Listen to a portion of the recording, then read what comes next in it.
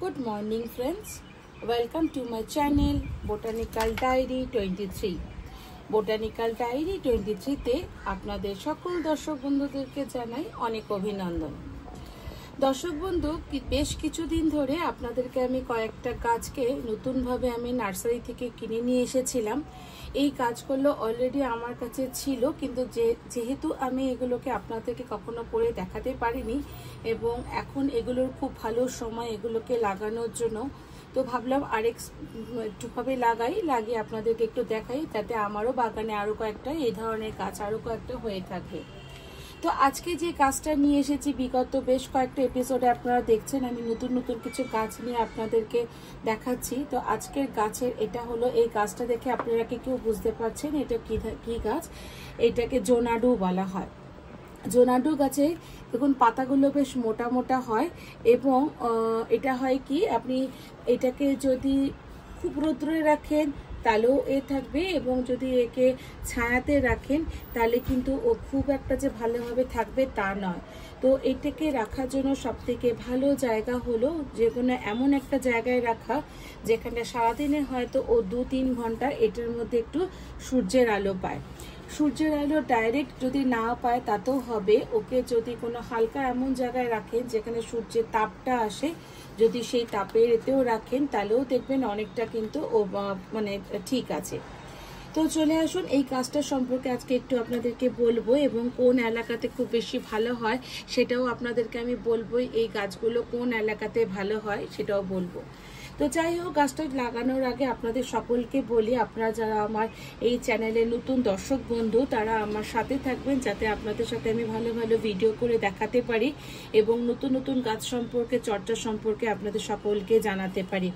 এবং যারা নতুন দর্শক বন্ধু তাদেরকে আমার রিকোয়েস্ট থাকলো আপনারা আমার চ্যানেলটিকে সাবস্ক্রাইব করবেন, লাইক করবেন, কমেন্ট করবেন, শেয়ার করবেন, যাতে আপনারা সাথে আমিও আরও নতুন নতুন গাছের ভিডিও নিয়ে আপনাদেরকে দেখাতে পারি এবং আপনারা যাতে ভিডিওগুলো সম্পর্কে ভালোভাবে জানতে পারেন।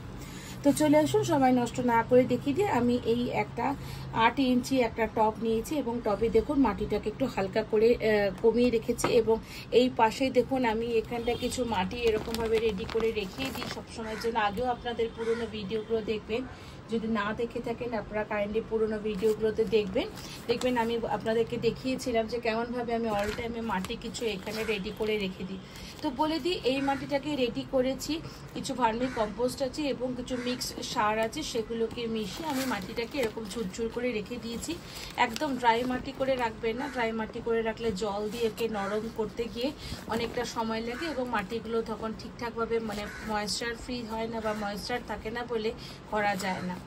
তো এরকম মাটি আমি এখানটায় কিছু বানিয়ে রেখে দিয়েছি এবং এরকমভাবে মাটি একটুখানি আমি এখানটায় কমিয়ে নিচ্ছি, আরও কমিয়ে নিচ্ছি, যাতে গাছটাকে আমি হাত দিয়ে তুলছি। অলদো আমার কাছে স্প্যাচুলা আছে, স্প্যাচুলা দিয়ে করলেও হয়, তো এটা দিয়ে করলে আমার হাত দিয়ে হয়ে যায় বলে করিনি। যাই হোক, এটা দিয়ে আমি এটাকে দেখুন একবার আমি দেখাচ্ছি কতটা মাটি, এরকম ফাঁকা মাটি করে মাটিটাকে যথারীতি এরকম কিন্তু পুরো ঝুরঝুর করেই রাখবেন, চেষ্টা করবেন মাটিটাকে ঝুরঝুর রাখার, এবং ভিতরের মাটি যদি শক্ত হয়ে থাকে সেই মাটিটাকে একটুখানি এটাকে কেটে নেবেন।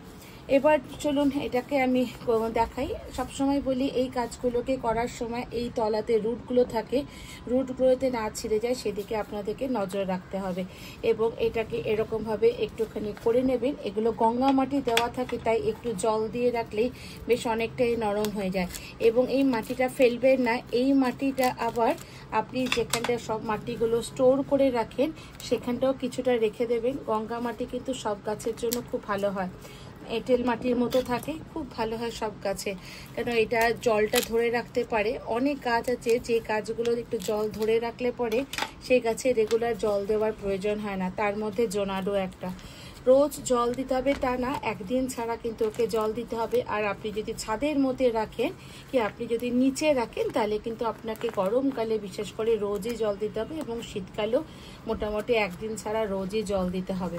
তো আমিও গাছটা বেশ 2-3 দিন হয়েছে, আপনারা দেখেছিলেন আমি একটা শর্টসে আপনাদেরকে দেখিয়েছিলাম যে আমি ভোট দিতে গিয়ে বেশ কিছু গাছ কিনে নিয়ে এসেছিলাম।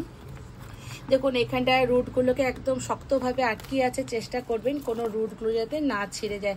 মাটিটাকে একদম নরম করে নেবেন, দিয়ে জাস্ট এরকমভাবে সরিয়ে সরিয়ে নেবেন, তাতে দেখবেন রুটগুলো ছিঁড়ছে না। রুট যদি ছিঁড়ে যায় তাহলে আপনি এই গাছটাকে বাঁচাতে আপনার একটু অসুবিধা হবে। দেখুন কোনো রুট কিন্তু এখানটায় লেগে নেই, মেইন যে রুট দেখুন এগুলো সবগুলোই কিন্তু ইনট্যাক্ট আছে। এবার যে প্রসেসটা করতে হবে, এই গাছগুলোকে মাটিগুলোকে একটু অল্প অল্প করে ছাড়িয়ে দিন, ছাড়িয়ে এখানটায় রেখে দিন, যাতে এই মাটিগুলো একটু যদি খুলে দেওয়া হয় তাহলে যদি জল না দেওয়া হয়ে যায় তাহলে অনেক সময় শক্ত হয়ে যায়।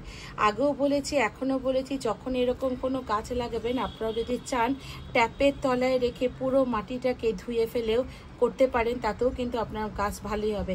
সেক্ষেত্রে হয় কি অনেক সময় যদি ঠিকঠাকভাবে করতে গিয়ে ছিঁড়ে যায় বা যদি আপনি ঠিকভাবে যদি না ধুতে পারেন, হয়তো কোনো রুট ছিঁড়ে গেল, তখন হয়তো গাছটা একটু মরে যাওয়ার সম্ভাবনা থাকে। এগুলো খুব মানে শক্তপোক্ত গাছ, খুব সহজে এগুলো মরে না। তাও বলে রাখি যখন চান, দেখুন আমি কিন্তু মাটি অল্প অল্প ছাড়িয়ে নিলাম, বাকিটাকে একটু এরকমভাবে লুজ করে দিলাম, বেশি করা যাচ্ছে না কারণ মাটিতে রুটগুলো হয়তো ছিঁড়ে যেতে পারে, ওই জন্য আমি খুব বেশি এটাকে করতে গেলাম না। আমি জাস্ট এরকমভাবেই নিয়ে গাছটাকে এরকমভাবে লাগিয়ে দেব।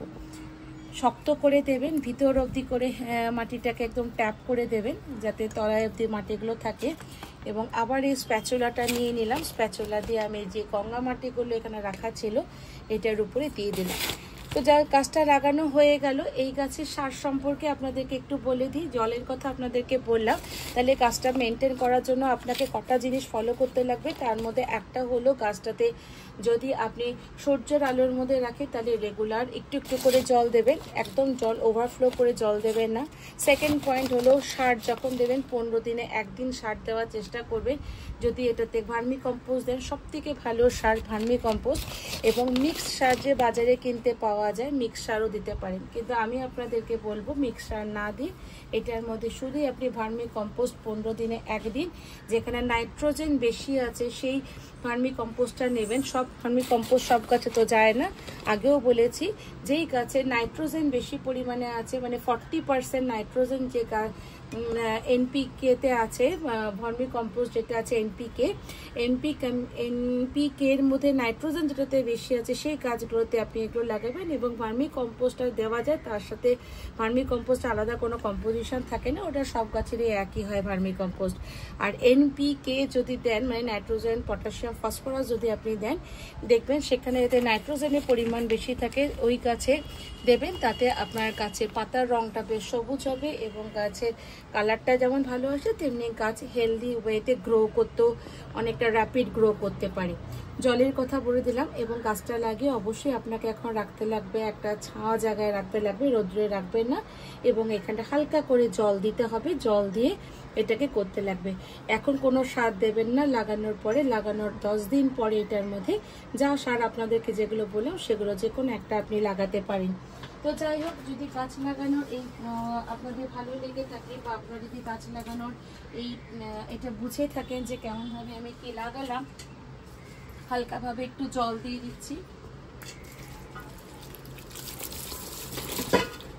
হালকাভাবে একটু জল দিয়ে দিলাম, বেশি জল দিলাম না, হালকাভাবে জল দিলে পরে দেখবেন হয়তো যাই হোক আমি এখানটা জলটা কমই দেওয়ারই চেষ্টা করেছি, যাতে বেশি জল দিলে পরে ওভারফ্লো হয়ে যাবে। এবং ড্রেনেজটাকে ভালো রাখবেন, ড্রেনেজ যত ভালো থাকবে তত দেখবেন গাছটা জল স্ট্যাগনেন্ট অফ ওয়াটার হচ্ছে না, তাতে হয়তো গাছটা আরও ভালো থাকবে। যাই হোক, কেমন লাগলো বলবেন। পরবর্তী অন্য একটি ভিডিও নিয়ে আবার আসবো, আমার সাথে থাকবেন, সঙ্গে থাকবেন, লাইক করবেন, কমেন্ট করবেন, এবং এটা লাগানোটা আপনাদের পছন্দ হলো কিনা অবশ্যই আমাকে কমেন্ট করে জানাবেন।